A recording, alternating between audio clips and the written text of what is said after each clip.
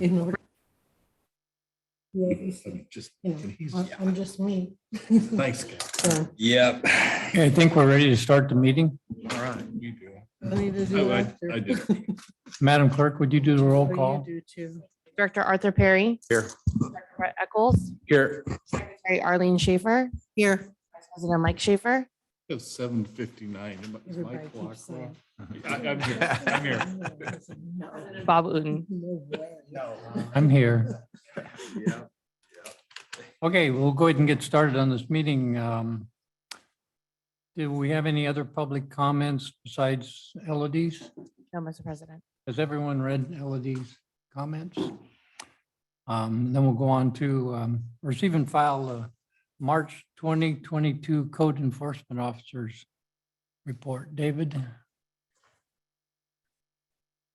Good morning, President Newton, members of the board, staff. For the month of March is the report summarizes major points for 3 ordinance enforcement topics covering scavenging, graffiti, and trash container enforcement. For the month of March, the code enforcement officer focused his efforts on patrols in various parts of the community. The goal is to identify and deter instances of scavenging and residential trash carts left within public view. In the month of March, the district saw a number of complaints filed with the CMSD interim code enforcement staff regarding scavenging activity in the city. As with most scavenging complaints, the alleged violations take place in the early morning hours. In order to address resident concerns, the interim code enforcement officer is patrolling the streets by 6:30 a.m. Included and below are instances of scavenging that were detected while the officer was investigating specific complaints. For the month of March, I had 9 scavenging investigations listed by maps throughout the next pages. Any questions on that? Yes. Yes, I have sir. one. Okay, back to Royal Palm. You know, this is a repeat offender that you had contacted. What do you do with them after you know it's a repeat offender? My last contact with that specific individual was several months ago. He's a well-known guy in the area. He told me at that contact, he was going to be checking into a rehab. And then this initial contact just recently, he said that within the next few days, he was going to be checking in. But ultimately, I would take direction from the board on how you want to further, you know, if I did run into repeat offenders. My question would be, do we ever hand them something to let them know that they're in violation? And what could happen if it continues? Well, that would be something that we could consider, like some kind of an informational, you know, tag, like we're leaving on carts, like a courtesy notice. That's what I was getting at. Is that possible that we could do that, Scott? Sure. You know, I thought, you know, for repeat offenders, and then if, you know, it continues, then they see what could possibly happen to them. Just Absolutely good idea. if that's, And thank you. And I agree. I think we got to leave them something. I've got the same repeat offender outside my house every single day. It gets unbelievably annoying. And they leave and the guy's nice enough, but I would even one up it. I know they'll never pay a fine. Show them, here's your ticket for $50. Whatever it is. Show them. I know they won't pay it, but at least like if you keep getting these things at some point, maybe it might work. But whatever the case is, I think we need to do something for the repeat. Absolutely. Royal Palm has just been, you know, one of many people that I see on a regular basis, especially the one Director Eccles I think we're talking about is the gentleman with his bicycle and trailer. Very nice individual. Always complies if I ask him to return things and then goes on his way. But I also have to go on my way because I have a lot of area to cover. And so, you know, I'll hang around for a few minutes, take notes and enter these things into my notebook. But ultimately I have to drive away and I've gone around the corner and caught him going back. Exactly. But I know who you're talking about, a Royal Palm. I see him on a regular basis because it's right by my office. Absolutely. You're right. You'll just have to go scavenge more recyclables to get the money to pay the fine if you ever pay the fine. But he's a nice enough guy. I mean, He is you very ask him to cordial. move, he's very cordial, but that's how they make a living. I think we've talked. And I about get this. it. And, unfortunately, I'm an empathetic guy and it's hard sometimes to, You are kind of a teddy bear kind of guy. but ultimately I do tell them, it's a sad thing. I mean, I know you don't go in the trash carts because you want to, it's because you have to. And so, I get it. It's just, I mean, I still have a job to do. And normally, like I say, they leave without incident and return any items that are removed in my presence, basically. So.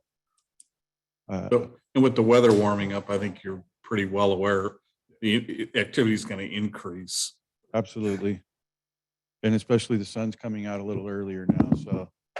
Oh, David, are you in contact with the city? I think the city has probably the same language for scavenging. Yeah. And they'll inform me that, if they've seen someone in a specific area, I've been catching one particular individual on the south side of 17th Street where there isn't a lot of activity, but I did run into him a few different times. And now, just after those contacts, I haven't seen him since. What does the city code enforcement, when you talk to them, when they see repeat offenders, what do they do? From what I've been told, it's basically the same thing, a verbal warning. Okay, I have a question. Arlene. Do we have anything going in our newsletter that's coming out soon? Not about scavenging, no, but Yes. we've mentioned scavenging before in our newsletters in the past. Yes. And just to refresh the board's memory, the board has taken a position to really cite offenders who are taking recyclables as a business, where we see people, driving their vehicles and they're unloading the recyclables and they're using that as a business. If that was a direction we're giving the board, those are the people they want a staff to focus on and give citations, knowingly that the scavengers that are riding their bikes or walking to and from other communities, once we cite them for $75, there's no way they can afford that. And most likely they'll have to, last time we did that, they'll have to have a due process hearing. So they'll request a hearing to lower that fees. And usually I'm the hearing officer that hears that. So it could increase additional workload on staff. But if we want to start citing those repeat offenders that David's seeing, we can definitely do that. I didn't quite understand you. Does that mean we're going to have something in the Not next? this newsletter, no. I said in the past we have, we're not gonna have, it's too late. Yeah, I this know we year. have in the past. Yeah. but I mean, to me, we redundantly need to keep pounding on it and giving an update on what's going on by the board. Right, sure, yes. Okay, thank you. Well, in fact, these people that you see generally take them over to OCC to recycle. And CR&R buys all of the recyclables from OCC. I've read stuff on scavenging in larger cities, and they actually say that it's beneficial. We obviously haven't taken that course. We'd like to try to prevent it. It appears to be nigh on impossible to prevent it. And so we spend our time and effort and money on you going out, citing these individuals, which is nearly fruitless. But, I would support whatever the board chooses to do to try to improve this. Shy of, I'm not sure there is a solution, but Brett? And just last thing, wrap it up, but I disagree a little bit because, yeah, some of these people can't absolutely afford it. When I see a pair of $200 tennis shoes on you, you can afford it. Some of them are con artists. Yep. Is that the majority? No, but it bugs me to no end because those are the people actually who are the troublemakers too, and they'll give you heat. So I think I agree with Director Perry. Just let's give them something, whatever that is. And then in terms of a newsletter, yeah, start educating the residents, because I've gone out there a million times myself and I've never once said I'm affiliated with the Sand District. I just say, hey, you can't do this. Get off my block. And they're usually okay with it. So if residents feel a little bit empowered, some who are okay with doing that, I'm not encouraging going crazy, but hey, you got to leave. This is a city ordinance, blah, blah, blah. So maybe a future newsletter can educate, hey, I think scavenging is not okay. I wholeheartedly agree. in terms of the newsletter, hopefully we all realize that the people scavenging don't read the newsletter. Well, I was saying the Yeah, residents no, though, yeah. no, Yeah, I agree. But my point, and I agree with Arlene wholeheartedly. I have a couple of neighbors. We have one guy in our neighborhood that collects newspapers and periodicals They and do stuff. too. And he knows that our trash is picked up on Thursday. Yes. And I have several neighbors that put piles of newspaper. I can't believe they still get a newspaper to begin with, but they put this stuff out. Yeah. And other scavengers know that, they know, these guys know what day of the week we all pick our trash up. Yeah. So in the newsletter, I think the emphasis has to be, please don't encourage these people to open your trash cans. Or discourages them Yeah. in a polite way. Ask them to leave your property. Yeah. I want to know who the guy was that threw the 2 Coors Light cans in my organics cart the other day, Sorry about along with a little green bag that had something in it. But drinking beer, walking your dog. What a life. Yeah. Yeah, I agree that the residents at least could be educated on, maybe reporting some of these things also to the district. Yep. Royal Palm's been I'm regularly, in that area now. We're on Eldon to try and deter that area as well. And so I think they see me more and are, getting the idea that he's going to catch me again. And so informational would be great. Well, does the newsletter go to the property owner or to the individual they're all 4-unit complexes there? I'm not sure how that works, if it's going to be, or if they're individually sent out to those tenants in the family units. Whoever the ratepayers are, they get a newsletter. And we have a list of those, who they are. Is the ratepayer the individuals living in those 4 plexes, or is it the property owner? Most likely the property owner. Likely the property. Yeah, That's so it's a little, I encourage staff to do this, but if the property owner doesn't communicate with his tenants and the tenants turn over, No. I just want. it'll slow the process down to provide the proper education to the proper residents. I just want to say one more thing. I'd like to compliment you. You're doing a great job. I see you out there and I really appreciate what you're doing. Thank you. I appreciate that very much. Can we go ahead and do the trash containers? Yeah, I got, for the month of March, there were a few customer complaints reported for headquarters regarding trash carts in public view. The following is a list of location where trash cart violations were found and addressed by the courtesy notice process. The month of March, I handed out 127 courtesy notice violations. Again, all the locations with the number of violations on that street are listed in the pages after. And then on the final page shows those days of scavenging contacts. Again, Wednesday is a very hot day. For some reason, College Park, the Monticello condominiums, and 3 on Monday and 1 on Thursdays. It was a little bit more scattered when I first started, and I think one of those on Wednesdays is a lady who lives in that condominium complex. And again, a lot of those residents are putting stuff out to the side of the trash cart now for her. And so Monday's another, the west side. So it's, again, a lot of multifamily, a lot of trash carts, they don't have places to store them. So it's easy to get to stuff. Going to be a bigger problem with the third cart. Oh, because now they're going to know exactly which cart to go into instead of having to go through all those mixed waste bags and try and find.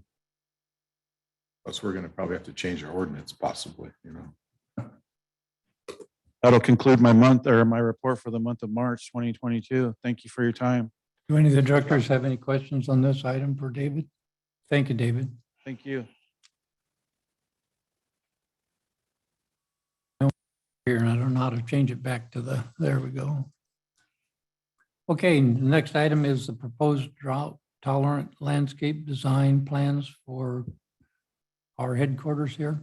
Thank you, Mr. President. I don't, is Eric Sterling, are you online? Eric? Eric Sterling is the project manager and lead architect for this project. I believe he was on jury duty. Maybe that's why he's not here today. So if we're available to answer any questions the board may have, but I would recommend that we table this item for your April 25th board meeting. And that way I can have Eric be present and give you a presentation and he can answer all your questions.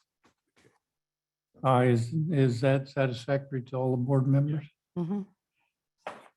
Thank you.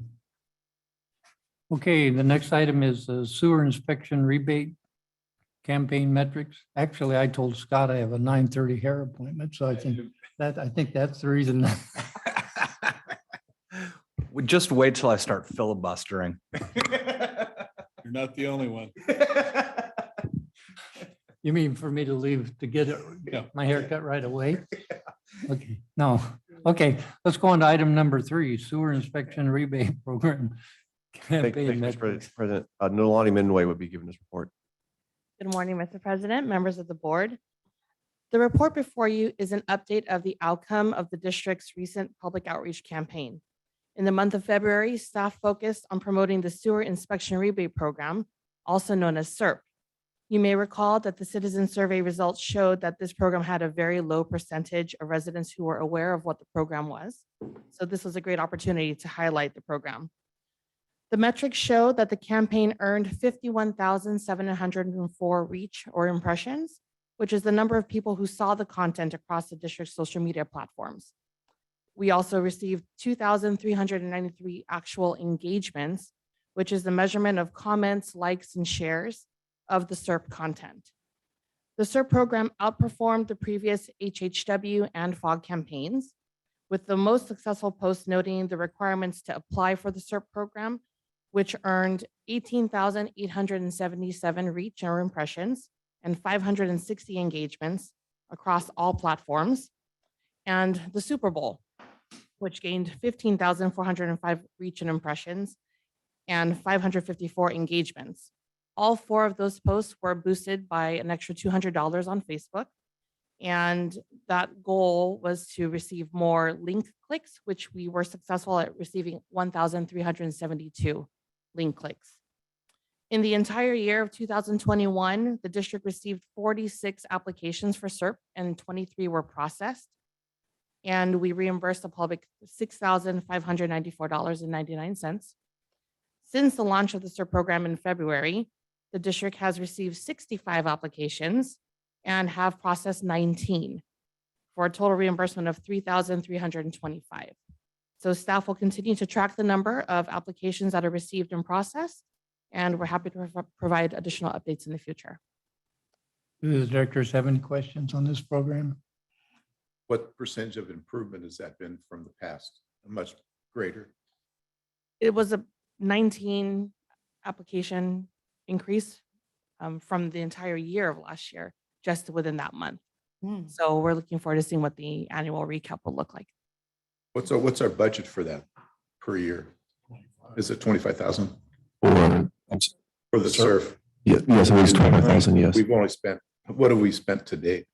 To date, I believe 3,325. We still have money available. Okay. When we like to get it spent too. Inherently, the issue with, is that, and I have customers that call me and say, oh, my sewer went out, is that covered, blah, blah, blah. And I mentioned this program, but most of them have already had the work done, so it's too late. I'm still a big proponent, and I think you guys do a good job of this, but I think we need to really keep hitting the plumbers. You know, they want to get the work, they want to get it done. Plumbers don't want to delay and having some agency do this, but it's saving people money, and I just wish we could get the Well, plumbers to wake up a The little. problem with it makes them honest. That's the thing, right? And that's why we went to this program, because we found in the other program, they were taking advantage of our residents. When, under this program, you know, they have to send the video to us and then we make recommendations. The plumbers don't like that, you know. I know the first thing, if a customer calls me and says, hey, I've had a problem and I'm getting ready to have a plumber out here, I tell them to call you guys first, and then hopefully, none of them called during the Super Bowl, my customers, because I was too busy watching the Super Bowl, I'll tell you that. But the fact is, you're right, Scott. The plumbers, they don't want to delay. They want to get the work. They want to get it done and make a little cash. Darlene? You know, when I was on city council, we had a organization where we said, okay, we've got to do something with the plumbers on this item. So we asked all the plumbers to meet at City Hall, and it worked.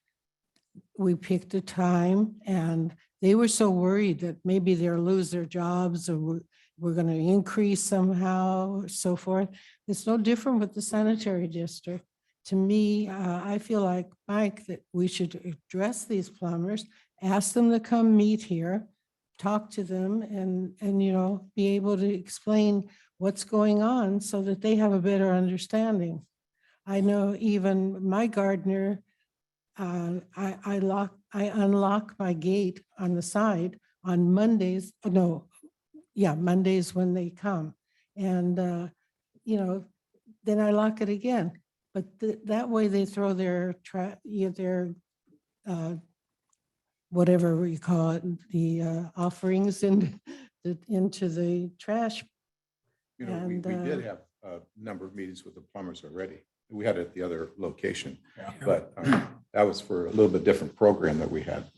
But is that something that we should consider, Scott, or not? It probably wouldn't be that effective. I think most of the local plumbers already know about the program, and there's hundreds of different plumbers out there. So, you know, we could definitely have a meeting with plumbers, but we're not reaching all of them. And the one here in Costa Mesa are familiar with our programs. There. Yeah, I know, because I think we had one or two meetings with the plumbers. Yes. Remember when we first started this program, we had that one plumber time Yes. that was real aggressive on letting people know about our program. And what happened? We get an industry representative coming in here protesting that this guy was taking advantage of the other plumber when he's doing a service to the community. So it's kind of almost a no-win, you know. But at least this program's being more effective than we have right now. Yes, I think if anything, it demonstrates that the public awareness campaigns that our staff successfully performs, it does bear fruit. It does show success. And this is a classic example of the great job that Nalani and her staff is doing. But what is the amount we give them? Up to $500? Is that what it is? $500 for a clean out, CCTVing their lateral, and then installing a clean out. You get up to $500. Do you think that total should be increased? I don't know, Mark, is that? I'm not sure what the rates are right now. No, it's very close. Some CCTV work on the private laterals go anywhere from $200 to $300. And so if we go, I think our current schedule is $250 if they have to call on the roof and go through the air vent, or $200 if there is an existing clean out and they go through the clean out. I think, again, for the clean outs, they go for anywhere from about $750 to, I've heard some outrageous estimates in the thousands of dollars, but typically they're between $750 and $1,200. So I think, you know, if you want to increase that particular line item, it might be worth it. But I think right now the program works. It seems like it's a good amount. And I know that Andrew and I, when we're dealing with our permittees and applicants, we're advising them of and they like that they're getting these amounts. Yeah, I think, Mark, you and I are aware of one lady in my area that was charged $4,000 for a installation. The same plumber on her adjacent property is wanting to do a $17,000 sewer lateral replacement. Well, I hired the same plumber because my wife walks with this lady. And he came and cleaned my lateral out and said, look at these roots. And I said, I think they're the same amount of roots you took out, 2 years ago. He said, well, I also felt some bumps, when I was doing the clean out, which means you've got joints that are displaced. So I'm going to have another plumber do the video. But my real question is, what are you seeing when you review these videos, or what is staff seeing? Are the laterals in generally a state of disrepair or not? I don't know percentages, and I haven't, I have not done, nor do I have the time to do a study on that. But I will Yeah. tell you that I'm going to say maybe a third of the time, and bear with me when I say this, Yeah. we also get CCTV if we have a certain amount of permit work. So if they add an ADU or they have so many fixtures, we also require them to do a CCTV. So considering all of the CCTV videos that we review, I'm going to say about a third of them need additional help. A small fraction of those are probably, I will say, where maintenance is required. They have to remove roots. They have excessive grease. They may have some issues in there. Certainly, we have seen our share of, I'll call them bellies. That's when the pipe sags. We don't recommend too much for that, depending on how many problems the homeowners are having. We do recommend increasing the cleaning frequency, but we have seen some offset joints. We have talked to them about having to do dig and repair. It's a very small percentage of offset joints where they actually have to do some work. And are those spot repairs rather than? Yes, yes. So what they have to do is dig and repair. If the offset joint's off far enough, you just cannot line that. Yeah. Depends on a lot of items when you review the tapes. But the nice thing is, I'm going to say, and I think the program works from this perspective, and that is, it's an awareness for the homeowner. We also talk to them, hey, you get to do this again in 5 years, and they look forward to it because they know they're not going to have to pay the full amount because we're helping with the inspection, which I think is a good thing. It prevents SSOs. It helps them awareness of the property owner, and it helps them do some maintenance work periodically. Yeah, well, it's like an asset management program. If you make the minor repairs, your asset is life's extended. And we do talk to them like we talk to them about roots, and we'll tell them, you will probably, with the amount of roots you have, you probably have to come back on a yearly basis and clean the roots out. Yeah. And we have the discussion of various options, and at least we have a discussion, which is, I think that's the benefit of this program. Yeah, I agree wholeheartedly. Do any of the directors have any further questions on this item?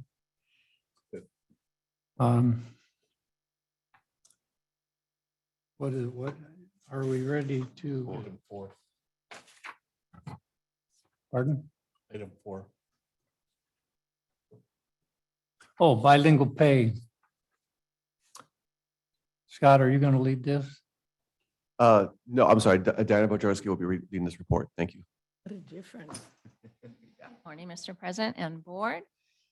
According to 2020 data from CMSD's redistricting process, 32% of Costa Mesa's population identifies as Hispanic.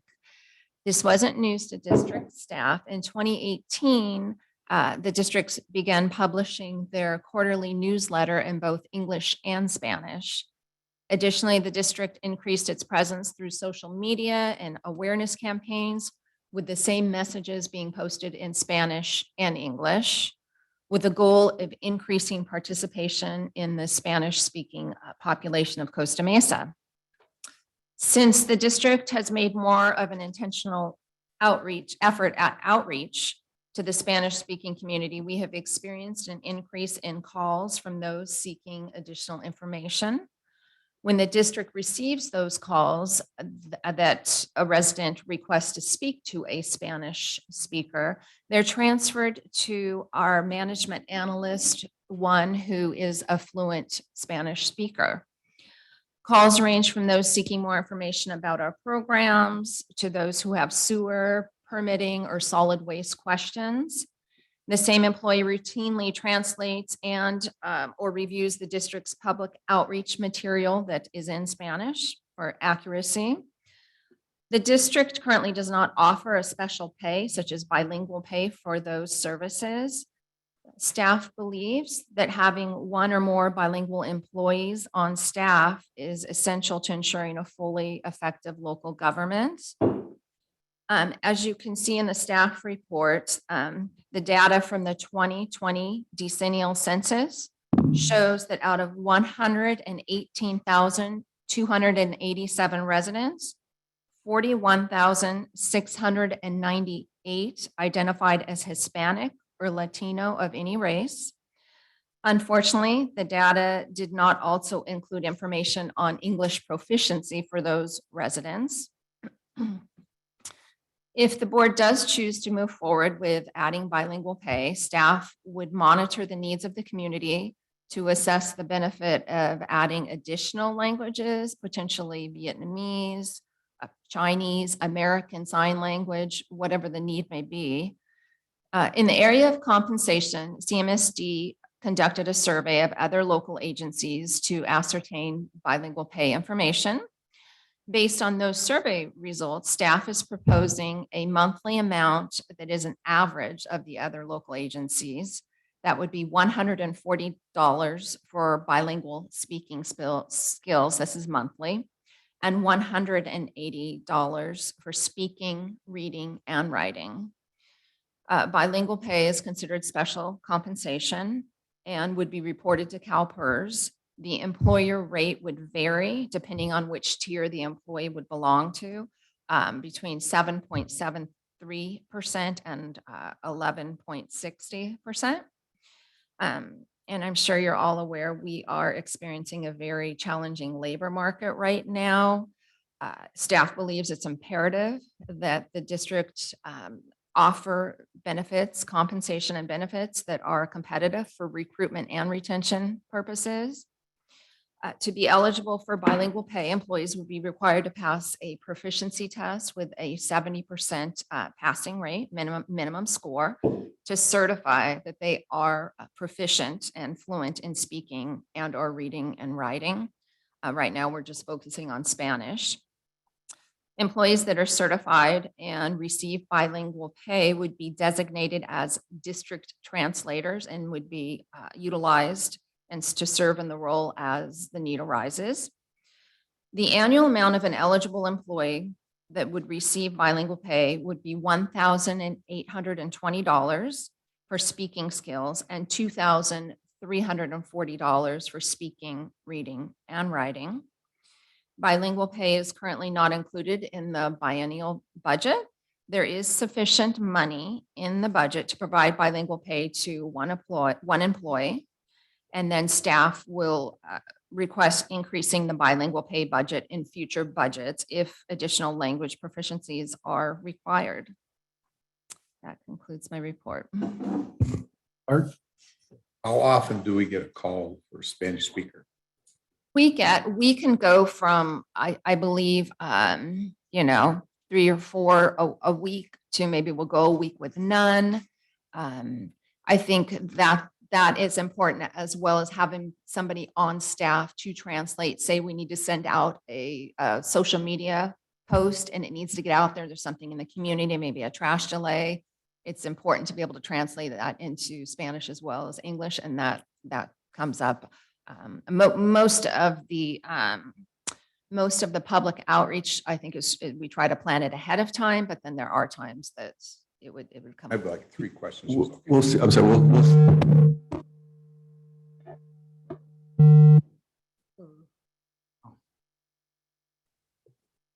We'll see an uptick in telephone calls for Spanish speakers typically after our newsletter goes out because it's bilingual.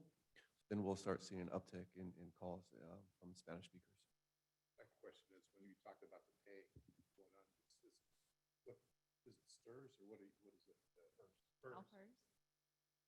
And then does that cost money? You have to return? So there's the employer portion. I mean, could that be instead of being monthly fee, you get bonus per year? That way you could have to claim this bonus for this person. Well, in the eyes of CalPERS, paying bilingual pay is a special pay, and so it's required to be part of PERS. And my third question is, okay, if we do this, would that person have to be here 5 days a week then? And change their schedule from the other employees? Well, if the employee is working from home telecommuting, then that call would be transferred to them. Our phone lines are forwarded to our cell phones on the days that we telecommute, so we still get in office, our calls from in the office. No, I mean, I wasn't talking about telecommute, but aren't we on like a 4 days 1 week and 5 days next week? Yes. Would that person have to work all 5 days? Oh, no, because we're closed every other Friday, so So that every other Friday would, that person would be off? Those are my 3 questions. Yeah, thank you, Mr. President. Thank you, Diana, for the questions as well. Just follow up. So you may have a week where 3, 4 calls come in. You may go a week or 2. So it's very sporadic. And then is this role, this person's job responsibility include customer facing interaction?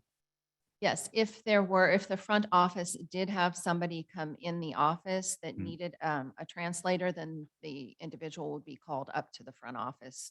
But, well, I should say either on the phone or is their normal job responsibilities include speaking with the ratepayers? Yes, customer service is, they do interact with the public. A high volume of solid waste questions Mhm. in that area. I think also with wanting to SB 1383, I think we're probably going to get an increase in calls too if we're going to be publishing more information in the newsletter. So this individual currently speaks to customers. So this is no additional time. Exactly. This person is already, We're doing it. yes. Okay. He's doing this And then, so I was thinking the same thing Director Perry said about the bonus thing, and because CalPERS is always scares me, but, so this person, and then on the newsletters and social media posts and all that, this person is involved in helping write all of that, Yes. part of their current job responsibility? It's not written in the job description. It's not a requirement of the job. Okay, But practically, you still have them right now. reviewing. right. Just because this person is fluent in Spanish, but that's, yes. But they're not spending additional time out of their workday of things that they should not be doing. This is not in their job description. This is not part of their duties. But So, the fielding of phone calls is? it just so happens she's fluent in Spanish, so she gets the calls. We have, typically, I think we've been lucky enough to have somebody on staff who is fluent in Spanish. And so that person, whoever that might be, is, responsible. Look, they don't typically, they don't mind taking the calls, but again, it isn't an added duty. And so Okay. And what happens on a typical day if this person's on, not just working from home, but on vacation or sick, and you get a primary Spanish speaking person calling in? we don't have somebody that can translate. Mhm. Yeah, we try our best with what little we. Sure. Okay. Then going forward, what do we do with the other languages, Asian languages, and what all the different census population languages? Because those people wouldn't be able to communicate either. So what do we do there? So I would say we would have to monitor that and see if, unfortunately, there is no data out there that I've been able to find that breaks down the English proficiency of our community. That would be a nice study to have.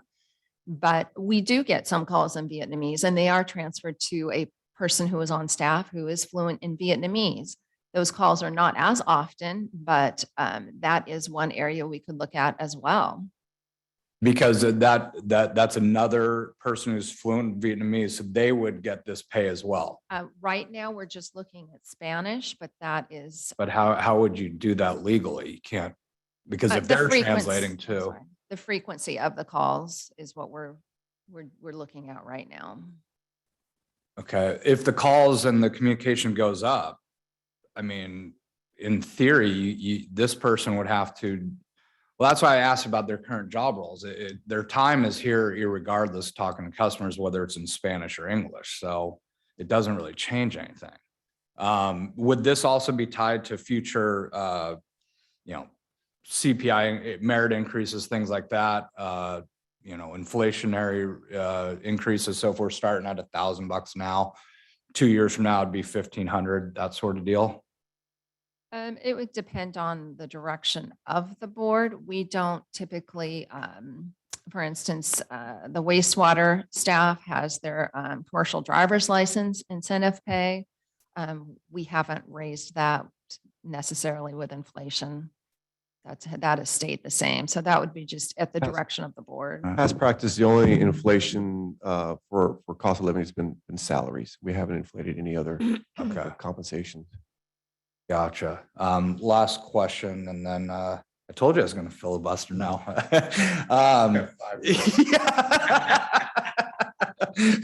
But I mean, I see on here, you're going to require, certain proficiency tests of an employee. So are we talking about bringing on new employees then under this to just do translation services? No, we're not talking about that. It's just the current employee that Sure. is. And, we would have to talk about if we're not making it, some agencies require it of a job classification. We're not looking to do that right now. We don't feel a need to do that. Okay. All right. Thank you. If they were, I'm sorry, follow up to that, if they require that as part of their job, do they pay them the extra, or is it just built in? They would typically pay them the bilingual pay. Okay, so on the payroll, is there a line item that distinguishes bilingual pay? Yes. Okay, so yeah, that's okay. I got it. One more question, Bob. On the list of agencies that you contacted, did you contact Midway City or Mesa Water, just for curiosity? I don't see that on. I don't know. I don't think they were on that. That'd be information. If Midway City was doing it, then I would be more inclined to agree. And I don't know about Mesa Water, but because they're in the same economical and, situation we are. Well, again, it's a policy decision, this board has made a decision to make our newsletter bilingual because 30% of our population is Spanish. Mesa Water does not, because it's just their decision. They don't want to do that. It's a policy decision by the governing board. We can double check on Midway City, but I would assume that yes, they have quite a bit of Vietnamese translators on their staff, Midway City and in the city of Westminster. I would just say Westminster, did they respond to you? Do you know, Diana? They did not. We sent out a survey and we went by the respondents, and then we did a little research as well. I would think the city of Westminster would be the one that would Yeah. really, if more than Hispanic, I think that would be an Asian situation in the city of Westminster. This is kind of ironic, but I know with State Farm, with our claim service and whatever else we do, if we have a customer who has to have translation, we got to pay for it. The agency I have to pay for it. Fortunately, I can muddle through Spanish enough, and my staff person can, but this is becoming a bigger issue than we probably have anticipated. So I think I appreciate you guys doing this, and something we need to consider. I think, Mr. Vice President, we did, Westminster did respond, so they were included, as well as Garden Do they Grove. pay? Yes. Okay. Well, what languages do they pay? Spanish would probably be, or an Asian language would probably be So for the city of Westminster, excuse me, American Sign Language, Cambodian, Chinese, Japanese, Korean, Laotian, Spanish, Vietnamese, Tagalog. So there's 10 different languages that Really? they encounter, and do they pay? What's the rate that they pay? So they pay $150 a month. We're looking at 135. 40. Yes, I just Yeah. calculate an average. We can pay more than that, less than that. Do any of the directors have any more questions on this item? Well, I suppose the staff is looking for guidance. Yes, we're looking for direction. If you support staff's recommendation, then we're recommending that the board direct staff to bring this item back to your May 23rd board meeting, not April, but May 23rd, because we're also going to present it to the Citizens Advisory Committee as well for their comments. But if you support staff's recommendation, then we'll bring this back on May 23rd. So if we had nobody on staff and it's not a criteria in the position description, we just go to zero. We wouldn't be able to respond to these needs. I think, again, based on what my comment, if we don't have someone on staff, if we can't accommodate our ratepayers, then we're going to get forced into something we don't want to do, which would be to pay for a translation. So I guarantee Yeah, you no, I there's hear some you. group out there that's going to hit us up and say, you're not responding to your ratepayers. This to me seems like a much less expensive way to go. Oh, I agree. But my question was, if we don't have anybody on staff, and I think you answered the question, then we somehow have to figure out what the customer's interests are, which means we have to go to a service to get that. And they do not know what the district does. They can only translate it and then move it on to a district staff. So the district staff is ultimately going to have to be involved. Anyway, so what is? I may be in the minority, so that's all right. But I would make a motion not to bring this back to our board meeting and or next. First of all, I don't like putting, the Citizens Advisory Committee hasn't even reviewed this. So if we're going to have them, why are we even doing anything without their input? So I would like to see their report before we even consider anything additional. But the other reasons is, to Vice President Schaefer's point, we get sued for walking across the street nowadays. So at some point, yeah, okay.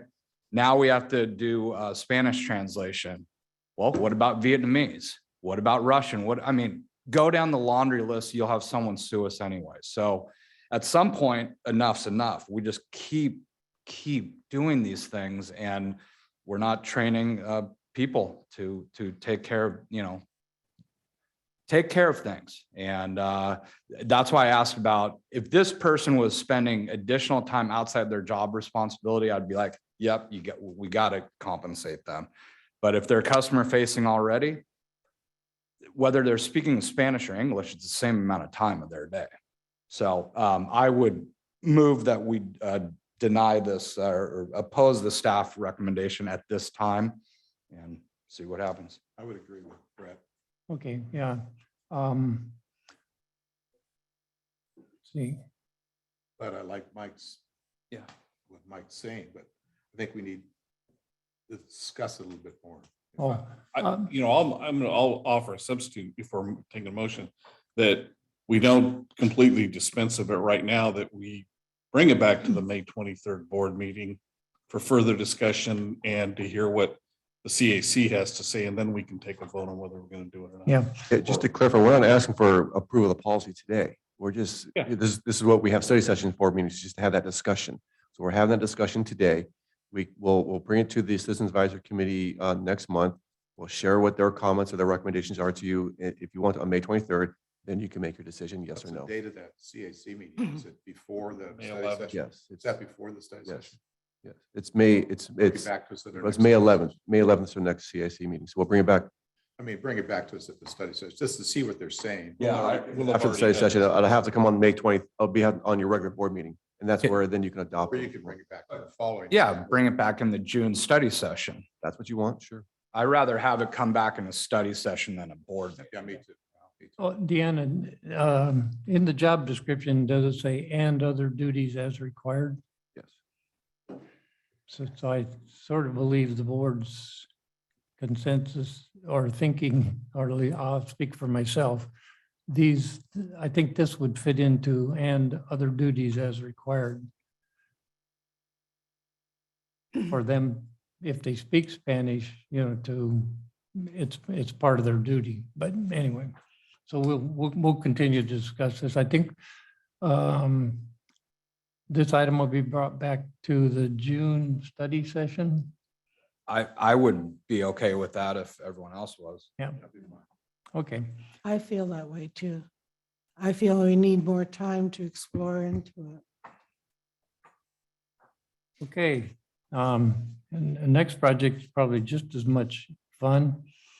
Mark, you're going to discuss project 327 calcium removal phase 1 testing methods for removal.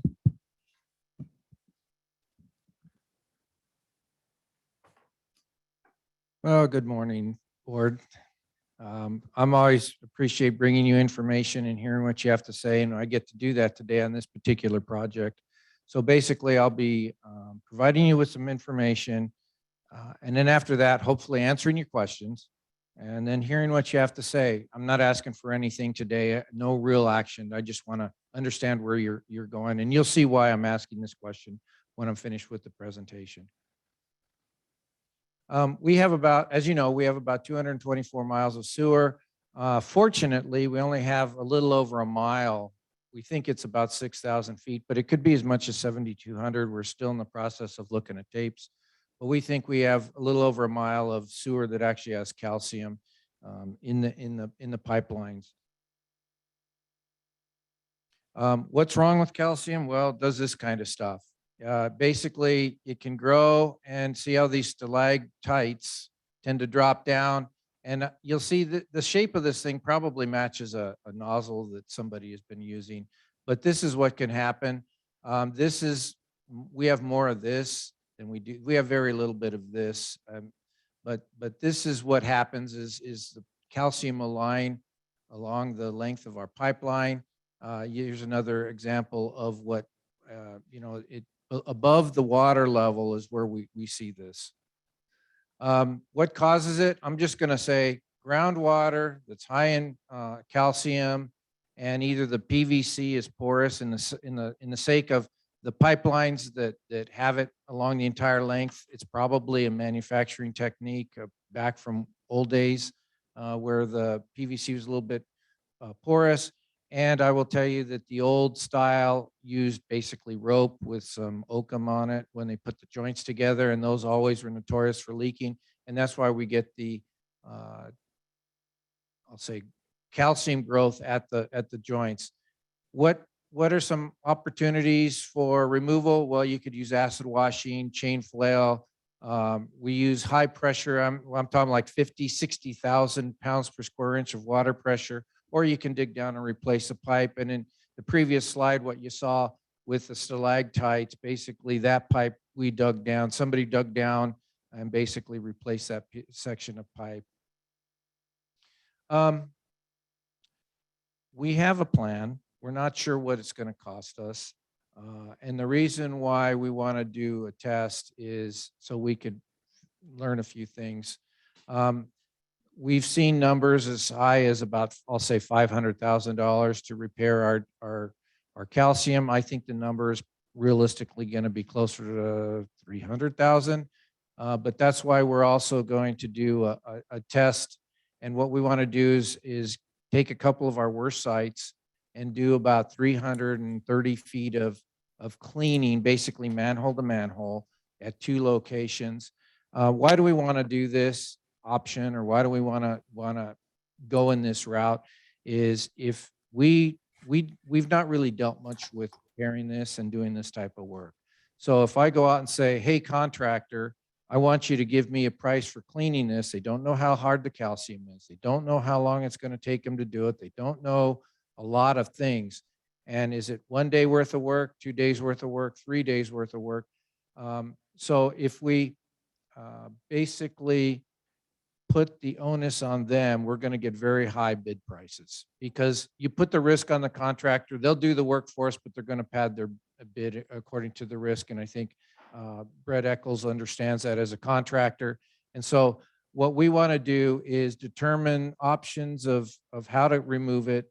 We want to take this test. We want to extrapolate that data and do a couple of things is right size the budget and then come up with a strategy for sharing the risk with the contractors. We have 2 locations we're looking to try. One, we will either do Santa Rosa Street or we'll do, I'll say, Lavender Lane, Fairview Road. This is Fairview, and basically what we have every joint is these big calcium buildups in that pipeline. So we're thinking that might be an opportunity to clean joints.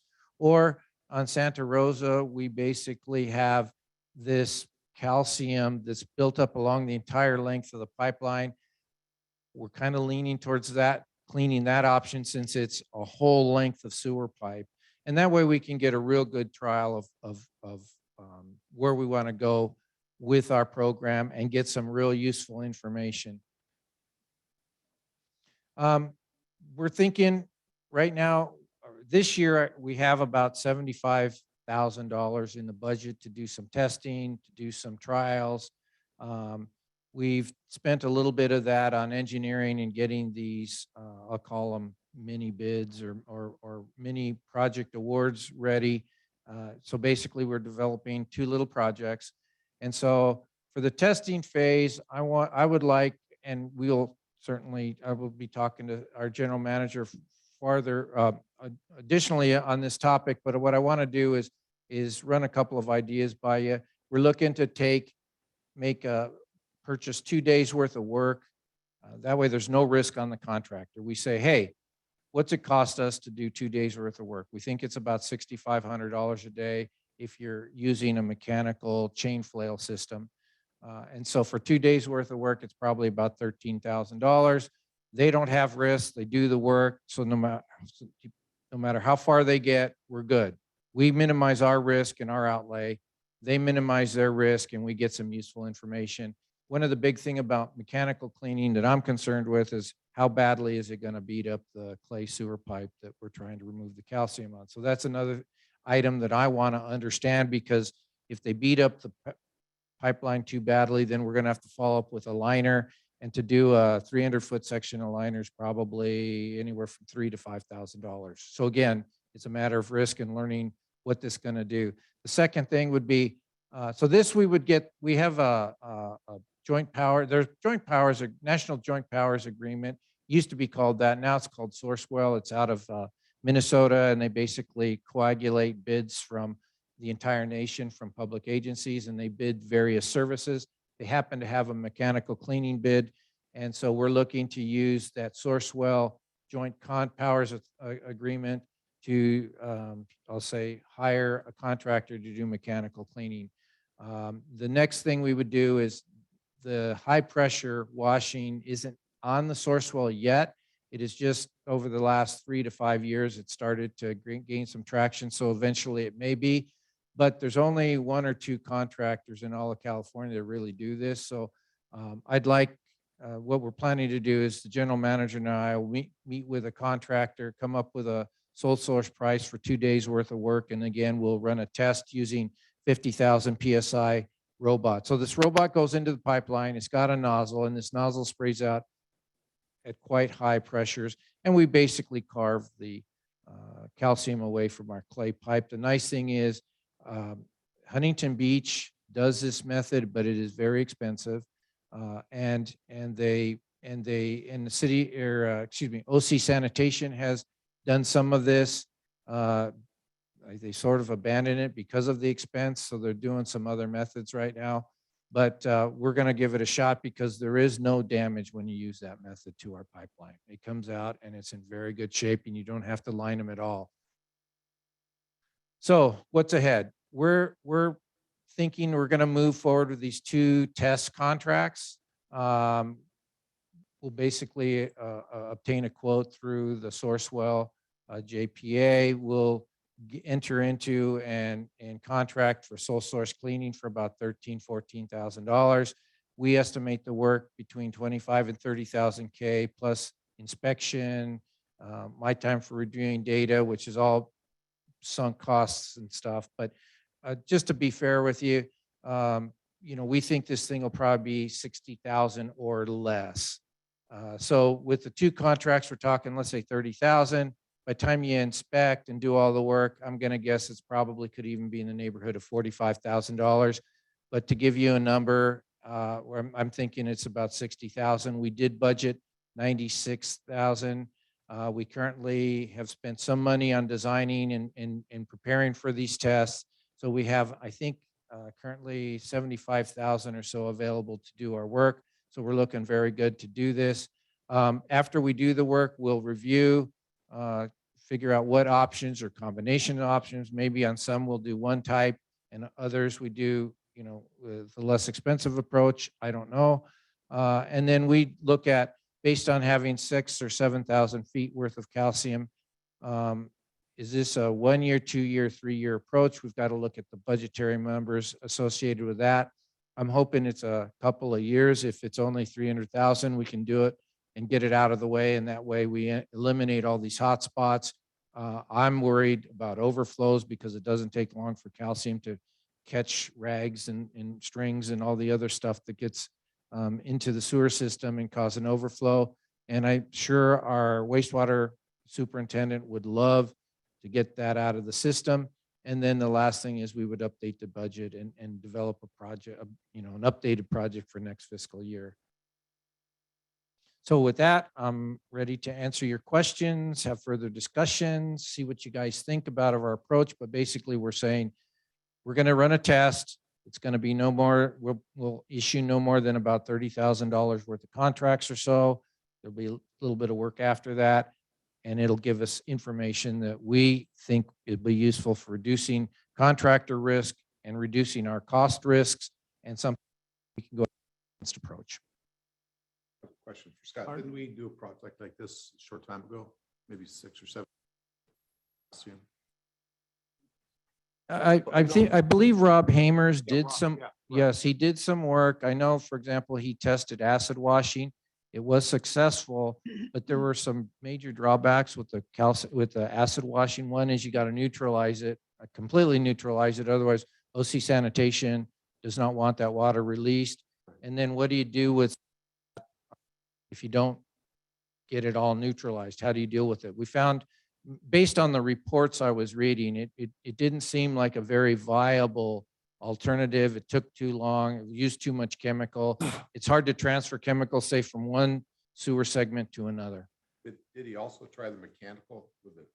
I don't know that he did. And in fact, I will tell you that the staff reports were pretty much against mechanical cleaning. I don't really like mechanical cleaning because of the potential to beat up our pipeline. And then now you're following up with relining to fix the holidays and the defects that occur when you chip the clay pipe. So I don't believe, Rob, it's hard to speak for him, but based on what I've read and based on my opinion, we don't like that. But I've got to tell you, if we just go with the water cannon method, I think that's going to be very expensive, and I think it's going to be comparable to dig and repair. So we have to we really need to take a closer look at it. I want to do some real work on this. One more question. Okay, in those 2-day sessions, how far can we get in terms of the mile that we have to go? Will it be a couple blocks or? It'll be 300. I think that within a day and a quarter, day and a half, something like that, we're going to get all the way from manhole to manhole, which is about 330 feet.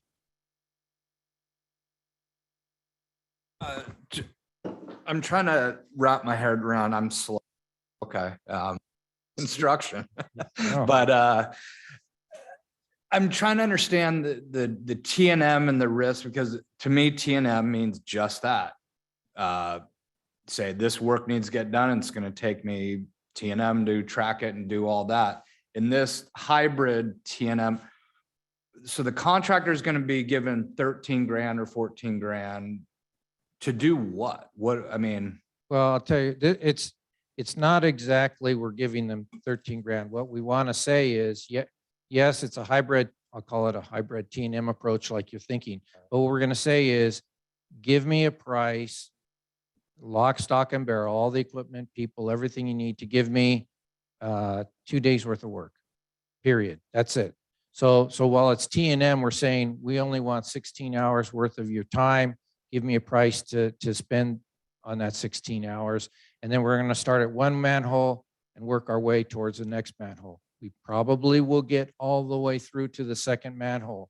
We're not 100% certain of that. We could get halfway, we could get a quarter of the way, we can get 3/4 of the way. That's one of the reasons why I don't want to just give them an open-ended T&M check, because what if it takes 4 days or 5 days or a week to go from manhole to manhole? That's why we're limiting their risk. We're limiting our, I'll say, financial exposure by saying, let's just spend 2 days, no more than 2 days. so in this, we always call it time and material not to exceed 13 grand. Is that a fair statement? Yeah, it's probably a good way to describe this Okay. approach. So as for the, I mean, how many contractors would we essentially go out to? Because everyone's T and M is a little bit different. That's true. For the mechanical cleaning, because those services are already been bid, we'll just reach out to Sourcewell and we will obtain a quote based on their bid. They've already bid miles and miles and miles of this. Okay. And so we will just use their bid price, being that we're in their cooperative, and we will award a contract based on something that's been, I'll say, bid nationwide. And so since there's such a large amount, I believe that's a good price. We will never get that price if we were to bid this on our own, because we only have 6,000 feet where they've got, I'm going to say, miles and miles and miles of stuff they're bidding. So that's a good price. The water, the high pressure water, I believe that when we talk with, there's a contractor in Huntington Beach that uses this technology. We've already started reaching out and putting our feelers out, and he was telling me prices between 6,000 and 7,000, depending on exactly what we need him to do. We certainly haven't gotten any official quotes from him. But then I went to a different contractor and said, "Hey, how much do you charge me for a 3-person crew?" And President Newton knows this contractor, Jameson Engineering, very good contractor. I know many agencies use them for a lot of their assessment work and small little projects. And he told me he would charge me about $6,000. Now, he doesn't have that high pressure washer. I was just asking generically for a crew because I wanted to see what that was going for. So based on what the contractor in Huntington Beach was telling me, and then me doing an independent check with this other contractor, I think it's a fair price. Got it. Okay, thanks. Mark, can the chain flail thing, it normally just drug through the sewer and it goes wherever, flops around, and can it be mounted on wheels so that it doesn't damage the BCP pipe, like the CCTV, it's on a little thing. Is it normally just drugged through and it goes wherever it wants to go? Let me back up and say that, can you go back about 3 slides, Nolani? If it's not, that's okay. I can describe it. But it's a hydraulic nozzle, and they use the Vactor. You know how Vactor puts a cleaning nozzle in our sewers. Similar type of a thing. It's a nozzle that uses, yeah. I'm talking about the chain flail. Yeah. So this is a chain flow right here. Yeah. And it's got a fitting here, and it goes onto a 1-inch high pressure hose out of a Vactor. Okay. Okay. That then in addition to that, there's a cage. So for an 8-inch sewer, there's an 8-inch cage. Now, this is all a part of the learning process for, I'll say, me and our agency, is because of the calcium has reduced some of that. We may not be able to use initially an 8-inch cage in an Yep. 8-inch sewer. They'll have to start with, say, a 6-inch cage, Sure. depending on the calcium. But that sort of keeps it in line. The hydraulic pressure makes the thing go. And there is the water pressure also causes the rotating action on the chain flail. They can get 100 feet. Sometimes I've seen them get as little as 2 feet before these chains break. But they do try to center it in the pipeline, Okay. and they use high pressure water to spin it and propel it down the sewer. Okay. What are you asking for today? Just for approval or just for to bring? Not asking for any approval today. I just want to hear what your concerns are. If you're generally supportive of what the general manager and I would like to do on this project, and hear back from you. And the reason why we don't need any approvals is that both of these small contracts are within the general manager's authority, but in full disclosure and to just talk about it with you and hear your concerns, thoughts, we want to hear back from you and let you know that we're moving forward in this manner. I think it's a good idea. I think we should start on it as soon as we can. personally. It's been studied for about 10 or 15 years, so I would encourage further study with your eyes now. And my thought is, we do this, we'll get it done before the end of this fiscal year, before June 30th. And then starting July, we hit it hard and we get rid of that 6,000 feet of calcium that we have in our system. I think that's your hope. It's been going on hopefully for a long time. Well, that's true. And that's the nice thing about this. Good luck. Yeah, President, that's the nice thing about this is we clean it. It could take another 20 or 30 years for the calcium to grow back. Yeah, And by then we'll be replacing the sewer pipe. Okay. I have no problem with going forward. This is exactly what we're supposed to be doing. Like Yeah. so to spend money on this and then in a well-fashioned thing on a Sure. hybrid TNM thing to see what's doing, Yeah. spot on. Any other? Housing Has been a big problem in our district. Yeah. Well, I think it can be a potentially big problem. It's been for a long, long time. So I think I think you have direction. Thank you very much. You Board. can, you can tell the general manager what our thoughts are.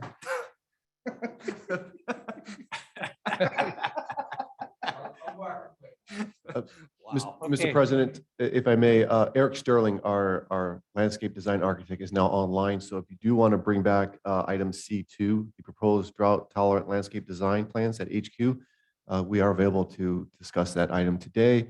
Or if you still want to table that for April 25th, we can do that as well. So what's I your would pleasure? recommend tabling. I'd say table because. All right, Eric, we'll come back later this month to talk about it, but thank you for joining us. Thank you. Okay.